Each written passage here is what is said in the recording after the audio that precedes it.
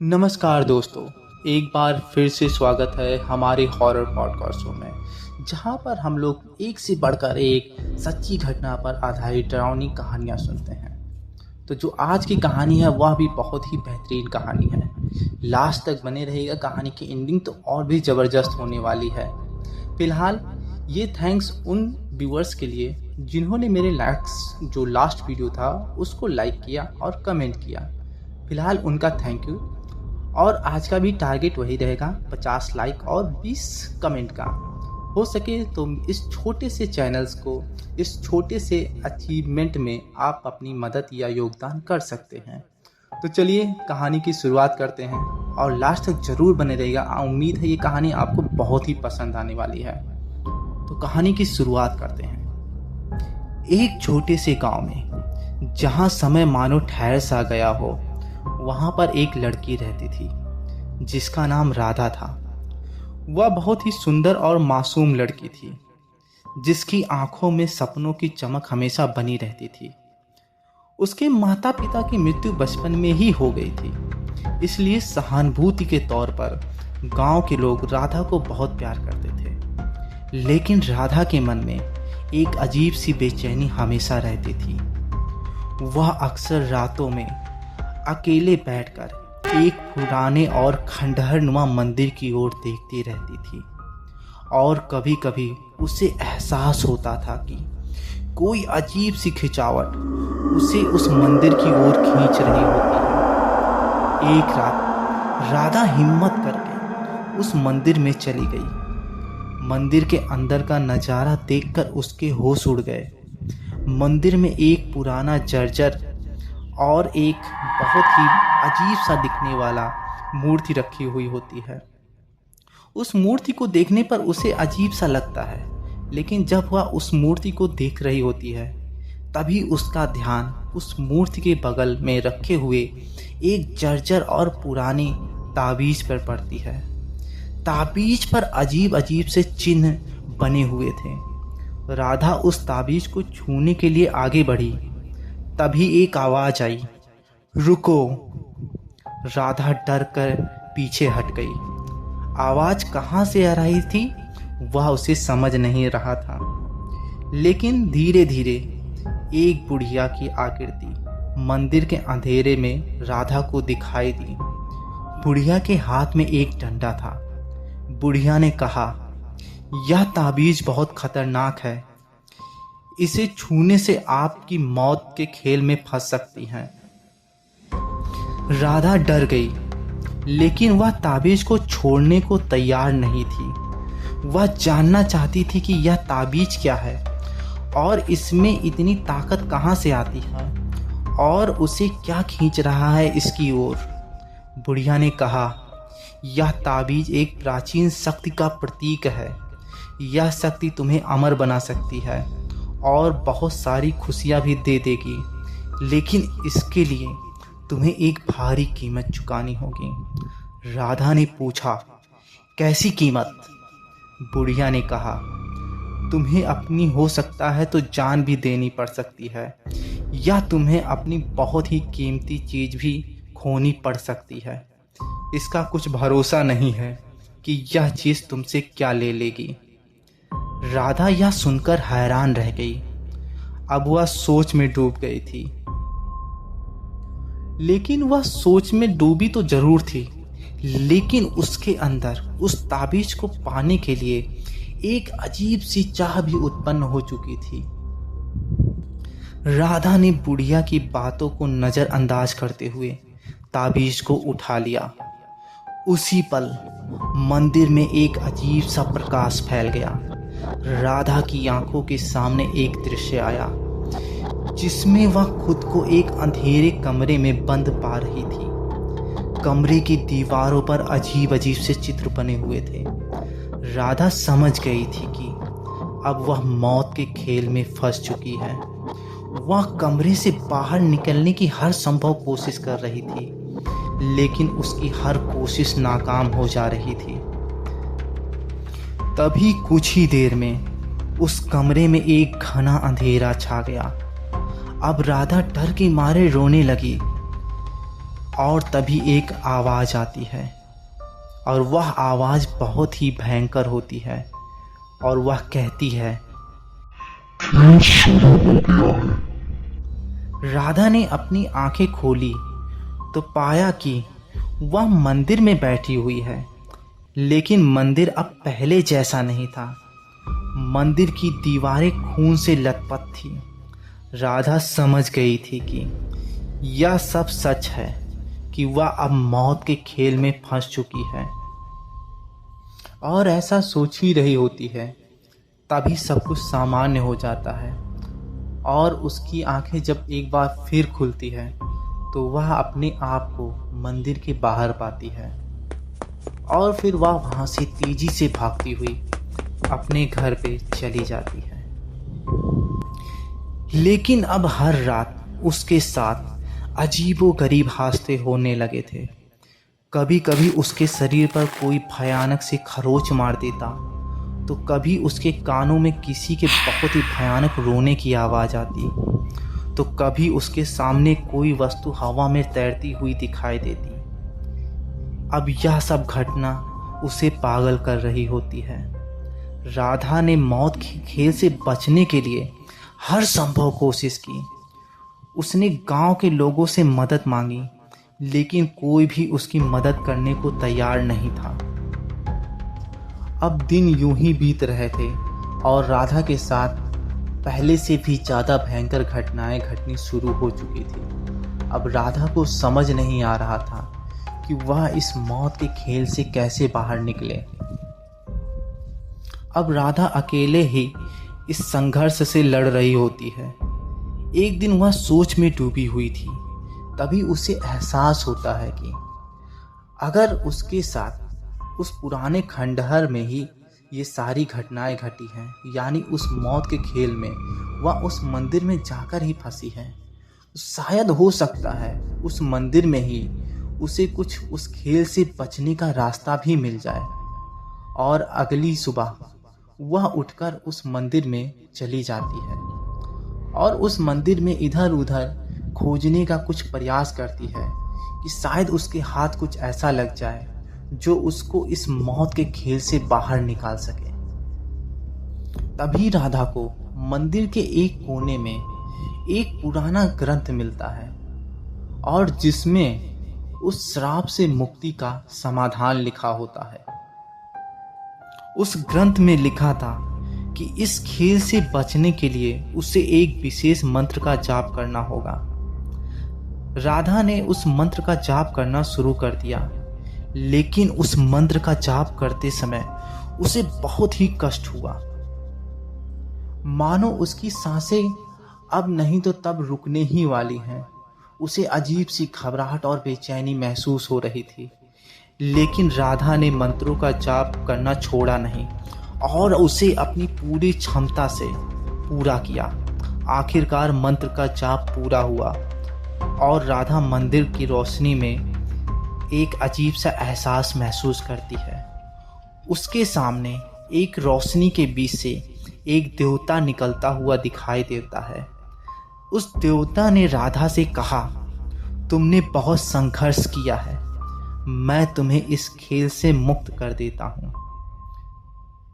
यह सुनकर राधा बहुत ही खुश हो जाती है और राधा ने उस देवता का धन्यवाद दिया और धन्यवाद देते ही वह देवता वहाँ से गायब हो जाता है और एक बार फिर राधा उस मंदिर से बाहर निकल आई। राधा ने जब गांव लौटी तो वह पाया कि गांव वाले उसे भूल चुके हैं। अब राधा अकेली रह गई थी और राधा ने अब समझ लिया था कि वह कोई देवता नहीं था, वह एक छल था और राधा अभी भी उस मौत के खेल में फंसी हुई थी। दरअसल उस अदृश्य शक्ति ने राधा के साथ एक छल किया होता है। उसी ने राधा को उस ग्रंथ के पास पहुंचाया होता है और उसे पढ़ने पर मजबूर किया होता है। असल में वह राधा को अपने वश में करना चाह रहा होता है। वह ग्रंथ उस शक्ति से छुटकारा पाने के लिए नहीं होता है, बल्कि उस शक्ति के राधा के ऊपर अपने कब्जे को और मजबूत करने के लिए होता है। उसमें ऐसे मंत्र भरे होते हैं जो उस शक्ति को राधा के ऊपर अपनी पकड़ को और भी गहरा करने के लिए होता है। अब राधा उस मौत के खेल में पूरी तरह से फंस चुकी थी। अब सवाल उठता है कि अब राधा क्या करेगी? क्या वह कभी अपने गांव वालों को वापस पा सकेगी? मौत का खेल क्या है? इस खेल का रहस्य क्या है? ऐसे कई सवाल आपके जहन में गूंज रहे होंगे। तो चलिए कहानी को और विस्तार से समझते हैं। मौत का खेल शैतान का ऐसा खेल था जिसमें शैतान किसी भी व्यक्ति के इच्छा, लालच, दुख आदि को जानकारी पाकर उसका फायदा उठाता और उसे हर खुशियां देने के लालच के चक्कर में उस व्यक्ति को वह अपने झांसे में फंसा लेता। फिर जब व्यक्ति उसके झांसे में पड़ जाता तो शैतान कुछ समय बाद उस इंसान की रूह पर अपना कब्जा जमा लेता और यही उसका भोजन होता है। राधा अकेली गांव में लौटी तो उसे एक अजीब सा सन्नाटा महसूस हुआ। उसने देखा उसके घर का दरवाज़ा खुला हुआ था और अंदर सब कुछ उल्टा पुल्टा पड़ा था। राधा डर के मारे कांप रही थी। उसे लगा कि शायद कोई उसके घर में जा घुसा है। धीरे धीरे राधा घर के अंदर गई। तभी उसे एक आवाज़ सुनाई दी और उस आवाज़ में काफ़ी भयानकता और भारीपन था और वह आवाज़ कहता है, तुम वापस आ गई हो। यह सुनकर राधा घबरा गई।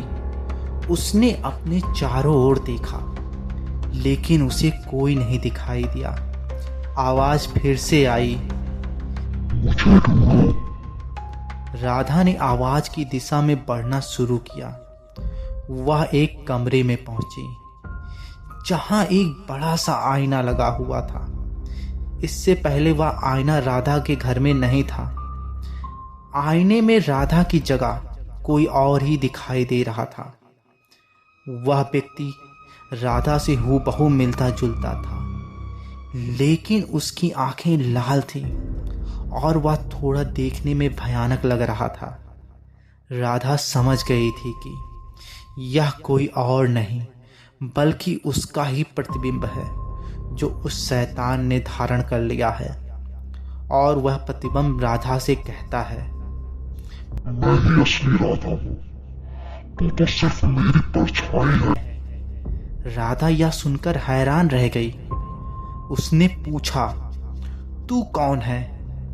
प्रतिबिंब ने जवाब दिया, मैं ही हूँ जो तुझे मौत के खेल में फंसाया हूँ। राधा ने पूछा, तूने ऐसा क्यों किया? प्रतिबिंब ने उत्तर दिया, क्योंकि मुझे तू पसंद आ गई थी।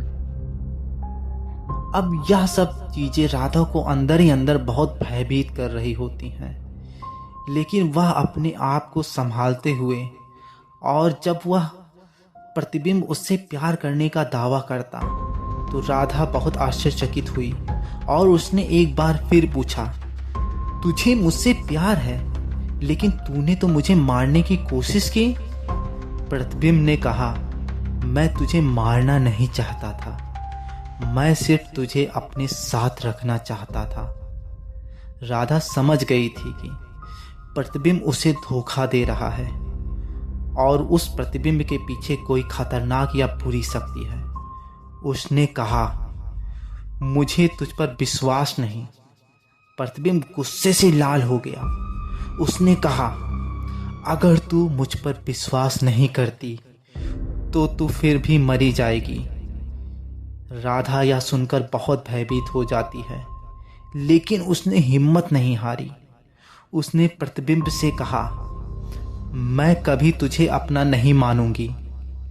प्रतिबिंब ने राधा की यह बात सुनकर और भी क्रोधित हो जाता है और उस पर हमला कर देता है।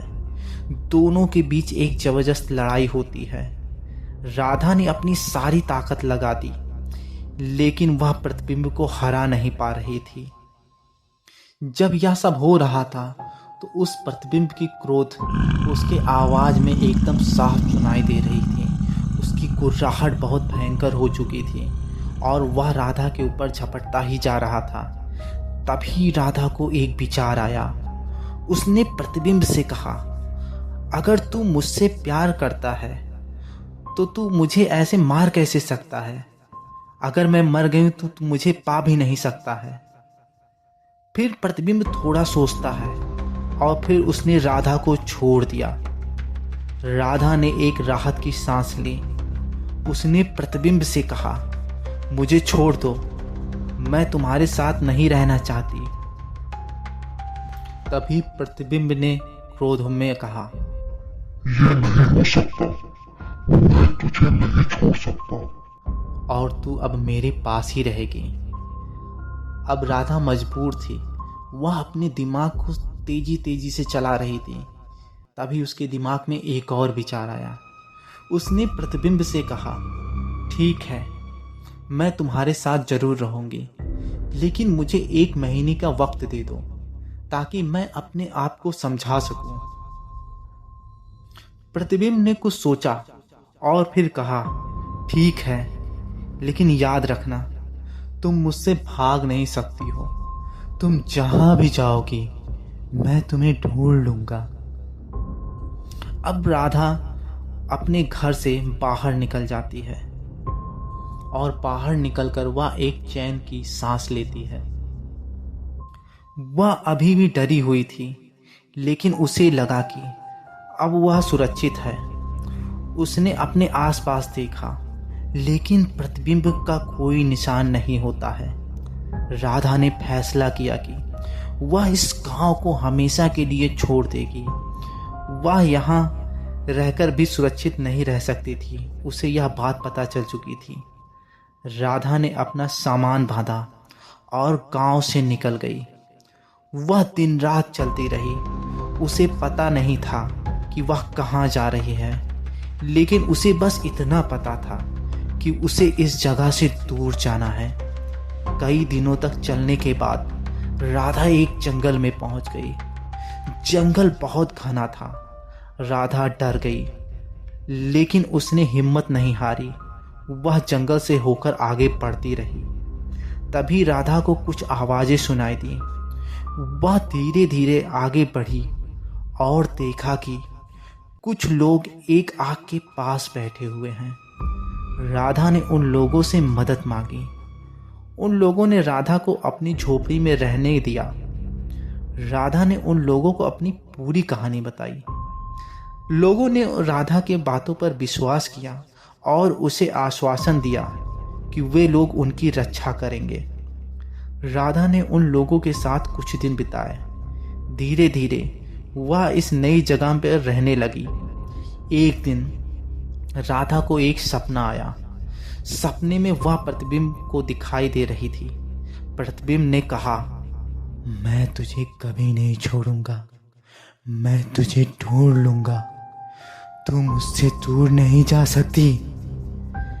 राधा यह सुनकर जाग जाती है और डर के मारे कांपने लगती है। उसने सोचा कि शायद प्रतिबिंब उसे ढूंढ ही लेगा। राधा ने लोगों से कहा कि वह इस जगह से जाना चाहती है, क्योंकि राधा को यह एहसास हो चुका था कि अगर उस प्रतिबिंब और यानी उस साये ने राधा को खोज लिया तो वह उन लोगों को भी जान से मार देगा, और वह नहीं चाहती थी कि उसकी वजह से किसी बेगुनाह की जान जाए। लेकिन वे लोग नहीं चाहते थे कि राधा वहां से जाए। लेकिन राधा के बहुत विनती करने पर वे लोग राधा को जाने के लिए कह देते हैं। और एक बार फिर राधा ने अपना सफर शुरू किया। वह चलते चलते एक शहर में पहुंच गई। शहर में राधा ने एक नौकरी कर ली। राधा दिन रात मेहनत कर रही थी, लेकिन वह हमेशा डरी रहती थी कि कहीं प्रतिबिंब उसे ढूंढ ना ले। कई साल बीत गए, लेकिन वह प्रतिबिंब को कभी नहीं भूली, और प्रतिबिंब का नामो निशान भी उसके जीवन में अब नहीं दिखाई दे रहा था। एक दिन राधा को एक अखबार में खबर मिली। खबर में लिखा था कि एक गांव में एक लड़की को मार दिया गया है। राधा ने उस खबर को पढ़कर डर गई। उसे लगा कि शायद वह लड़की वही है जिसे प्रतिबिंब ढूंढ रहा था। राधा ने फैसला किया कि वह उस गांव जाएगी। राधा उस गांव में पहुंची और उसने उस लड़की के बारे में पूछा। लोगों ने राधा को बताया कि वह लड़की बहुत ही खूबसूरत थी, लेकिन कुछ दिन से वह विक्षिप्त हो गई और पागल की तरह घूमने लगी थी। जब राधा ने उस लड़की को देखा तो वह दंग रह गई। उस लड़की का चेहरा राधा से हूबहू मिल रहा था। राधा समझ गई थी कि यह एक छल है, वह लड़की ही प्रतिबिंब है। और राधा को अब पूरी बात समझ में आने लगी थी कि एक बार फिर उस प्रतिबिंब ने राधा को अपने जाल में फंसा लिया और उसे अपने पास बुला ही लिया। तभी उस पूरे गांव का माहौल बदल जाता है। गांव के सभी लोग गायब हो जाते हैं। हवाएं तेजी तेजी से चलने लगती है। अंधेरा छाने लगता है और उसके सामने सिर्फ और सिर्फ काले धुएं ही दिखाई देने लगते हैं। अब राधा उस गांव से तेजी से निकलने लगी। तभी राधा को एक ठंडी हवा ने घेर लिया जो एक भयानक सन्नाटा लेकर आई। उसे अचानक एक डरावना आभास हुआ कि कुछ गड़बड़ है। जैसे वह चली, अंधेरे से एक काली आकृति निकली। या वही साया होता है। उसकी आंखें नर्क की आग की तरह चमक रही थीं। या अस्वाभाविक गति से चला। कुछ ही पल में राधा और उस साये के बीच की दूरी कम हो जाती है। राधा चिल्लाई, पर बहुत देर हो चुकी थी। प्रतिबिंब ने उस पर झपट्टा मारा। उसका बर्फीला स्पर्श राधा को वहीं पर जमा देता है। उसके चेहरे पर एक दुष्ट मुस्कान फैल गई और वह कहता है, तुमने मुझसे छल किया, तुम मुझसे भाग नहीं सकती हो, यह मैंने तुम्हें पहले ही बता दिया था। अब इसका तुम्हें भुगतना पड़ेगा। और ऐसा कहकर वह बहुत भयानक हंसी हंसता है। अब राधा ने प्रतिबिंब के सामने बहुत ही असहाय होकर खड़ी हो जाती है और कहती है, तुम मुझे पाना चाहते हो ना, तो चलो मैं तुम्हारी यह इच्छा पूरी कर देती हूँ, लेकिन उसके लिए तुम्हें मुझे मेरा एक काम करना होगा। तो वह प्रतिबिंब राधा से कहता है, कैसा काम? राधा अपने पास से एक छोटा सा शीशा निकालती है और कहती है, तुम इस शीशे में जाना होगा और फिर मैं तुम्हें इस शीशे में कुछ देर के लिए देखना चाहती हूँ और फिर तुम मुझे भी इस शीशे में बुला लेना, जिससे हम दोनों इसी शीशे में रहेंगे और एक साथ मिलकर रहेंगे। एक पल तो वह प्रतिबिंब यानी वह शैतान कुछ देर सोचता है और न जाने क्या सोचकर वह ऐसा करने के लिए तैयार हो जाता है। और जैसे ही वह उस प्रतिबिंब के अंदर प्रवेश करता है, तभी राधा देरी ना करते हुए उस शीशे को एक अभिमंत्रित धागे से बांध देती है, जिससे वह शैतान उस शीशे में ही कैद होकर रह जाता है और उसके द्वारा फैलाई गई सारी शक्तियां खत्म हो जाती हैं। जब राधा ऐसा कर रही होती है तो वह शैतान बहुत ही भयानक चीख में कहता है, मैं जरूर वापस आऊंगा, तुम देख लेना, तुम मुझसे बच नहीं सकती हो, यह खेल अभी खत्म नहीं होगा और ऐसे तो बिल्कुल भी नहीं। अब राधा ने निश्चय किया कि वह इस शीशे को किसी ऐसी जगह पर ले जाकर दफनाएगी जहां कोई आता जाता नहीं हो। इसलिए उसने एक जंगल में जाने का निश्चय किया और राधा ने उस प्रतिबिंब यानी अपने पास जो वो शीशा होता है उसको ले जाकर एक जंगल में पहुंचती है। वह जैसे ही जंगल में पहुंचती है, तैसे ही वहाँ जंगल का माहौल बदल जाता है। उस जंगल में बिजली कड़कने लगती है, हवाएं तेजी से बहने लगती हैं और जानवरों की अजीब अजीब आवाज़ें सुनाई दे रही होती हैं, मानो वह प्रतिबिंब अपनी शक्तियों को उस जंगल में फिर से प्राप्त करने की कोशिश कर रहा हो। और उस प्रतिबिंब की एक भयानक हंसी फिर से राधा के कानों में गूंजनी शुरू हो जाती है। अब राधा एक बार फिर समझ चुकी थी कि उसे सब कुछ जल्दी करना होगा, वरना यह प्रतिबिंब अपनी शक्तियां दोबारा प्राप्त कर लेगा और एक बार फिर वह राधा को अपने वश में कर लेगा। तभी राधा ने एक गड्ढा तेजी से खोदा और उस प्रतिबिंब यानी उस शीशे को उस गड्ढे में दफना दिया। और उसकी चीख निकलती रही, लेकिन राधा ने उस चीख को ध्यान नहीं दिया। और फिर जब कुछ देर हो गए तो उस सब कुछ शांत हो चुका था। जंगल अब फिर से सामान्य हो गया था और इस तरह से राधा को उस शैतान से मुक्ति मिल जाती है। और एक बार फिर जब वह अपने गांव में चली जाती है तो वहां के सब कुछ माहौल सामान्य हो जाता है। गांव वाले अब उसे पहचान रहे होते हैं और उसकी एक खुशहाल जिंदगी फिर से बन पड़ती है। तो यह कहानी थी राधा की और उस शैतान की, जिसने राधा को अपने माया जाल में किस प्रकार फंसाया और उसने अलग अलग तरीके से उसे सताया। तो दोस्तों, ये कहानी आपको कैसी लगी? अगर कहानी अच्छी लगी हो तो एक लाइक ज़रूर बनता है इस वीडियो के लिए, और कमेंट बॉक्स में मुझे बताइएगा कि कहानी आपको कैसी लगी। साथ ही मुझे ये ज़रूर बताइएगा कि मेरी वीडियो को आप किस स्थान से देख रहे हैं और आपका नाम क्या है, ताकि मैं आपके साथ जुड़ सकूं। तो फिलहाल मिलते हैं किसी नई कहानी में, किसी नई डरावनी कहानी के साथ। तब तक के लिए आप लोग अपना ख्याल रखिए और कहानी पूरा सुनने के लिए आप लोग का दिल से शुक्रिया, और अपने सपोर्ट को इसी तरह बनाए रखिए। चलिए फिलहाल मिलते हैं किसी नेक्स्ट वीडियो में, तब तक के लिए बाय बाय।